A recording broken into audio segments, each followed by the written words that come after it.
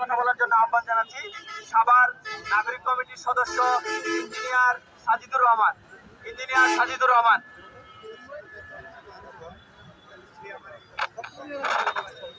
আসসালামু আলাইকুম। সংগ্রামী সাথী ও বন্ধুরা, আপনারা সকলেই জানেন যে এখানে আমরা কেন উপস্থিত হয়েছি। আমাদের জাতীয় নাগরিক কমিটির সদস্য জুলকার নাইন ভাইকে আওয়ামী ফ্যাসিস্টের দোসররা রাতের আঁধারে চোখ বেঁধে পিকআপ ভ্যানে উঠিয়ে নিয়ে গেছিল। যখন তার কাছে কোনো কিছু পায় নাই, তাকে সকালবেলায় সাভার থানায় হ্যান্ড ওভার করে। সাভার থানার ওসিকে অনেকবার ফোন দেওয়া হয়, সে ফোন রিসিভ করে না। তারা গভীর ঘুমে নিমগ্ন।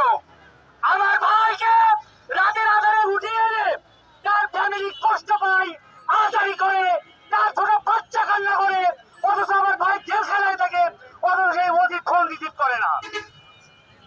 গতবার যখন আমরা জানতে চাইলাম আমার সহযোদ্ধা ভাইকে কেন অ্যারেস্ট করা হয়েছে, সে বলল এটা সেনাবাহিনীর ব্যাপার, সেনাবাহিনী অ্যারেস্ট করছে, আমরা এই বিষয়ে কিছু জানি না। আমরা বললাম আপনারা আমাদেরকে বুঝেন না, আপনার থানায় কে গেছে? উনি বলছে সেনাবাহিনী তাকে হ্যান্ড ওভার করেছে। উনি বলল তাৎক্ষণিক তিনি আমাদেরকে রিপোর্ট জানাবেন। তিনি এখনো পর্যন্ত কোনো রিপোর্ট জানান নাই।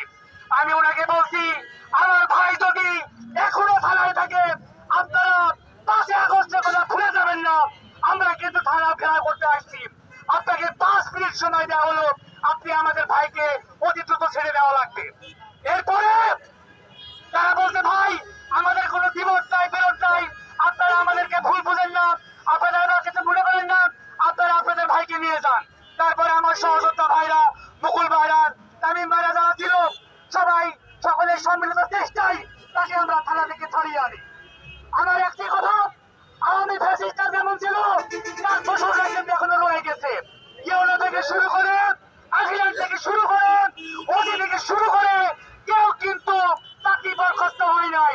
আমি অন্তর্বর্তীকালীন সরকারকে বিশেষভাবে দৃষ্টি আকর্ষণ করতে চাই, আপনাদেরকে রাখা হয়েছে সংস্কার করার জন্য, আপনাদেরকে রাখা হয়েছে আমাদের 2400 ভাই শহীদ হয়েছে, 32,000 ভাই আমার এখনো হাসপাতালে আছে, প্রায় 1200 ভাই আমার বন্ধুত্ব বহন করছে।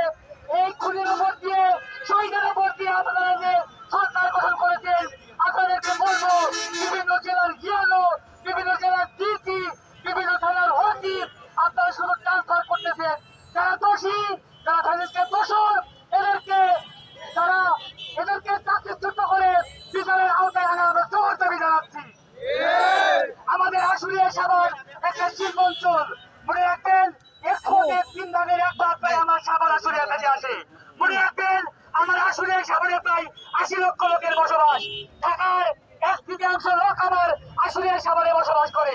আপনারা আমাদের দিকে দেখবেন, আমাদের গার্মেন্টস শ্রমিকের অনেক কষ্ট, আপনারা দেখবেন আমাদের মাঝে মাঝে গার্মেন্টস শ্রমিকরা বেতনের জন্য তারা সমস্যায় পড়ে যায়।